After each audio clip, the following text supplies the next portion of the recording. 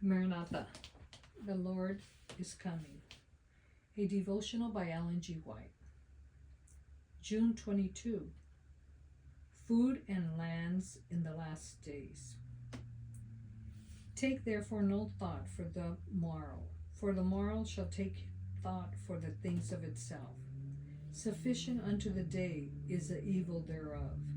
Matthew 6:34.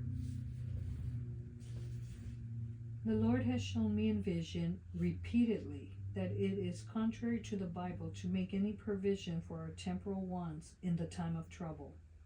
I saw that if the saints have food laid up by them or in the fields in the time of trouble, when sword, famine, and pestilence are in the land, it will be taken from them by violent hands, and strangers would reap their fields. Then will be the time for us to trust wholly in God, and He will sustain us. I saw that our bread and water would be sure at that time, and we should not lack or suffer hunger. The Lord has shown me that some of His children would fear when they see the price of food rising, and they would buy food and lay it up for the time of trouble. Then in the time of need, I saw them go to their food and look at it, and it had bred worms and was full of living creatures and not fit for use.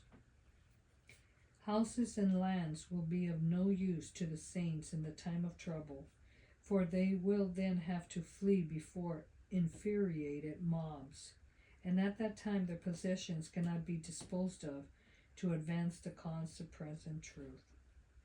I saw that if any held on to their property and did not inquire of the Lord as to their duty, He would not make duty known, and they would be permitted to keep their property, and in the time of trouble it would come up before them like a mountain to crush them, and they would try to dispose of it, but would not be able.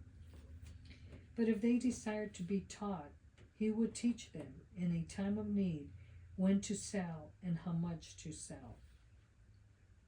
In the last great conflict of the controversy with Satan, those who are loyal to God will see every earthly support cut off, because they refuse to break His law in obedience to the earthly powers. They will be forbidden to buy or sell.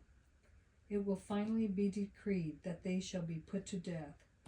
But to the obedient is given the promise, He shall dwell on high. His place of defense shall be the munitions of rocks. Bread shall be given him, his water shall be sure. Isaiah 33:16. By this promise, the children of God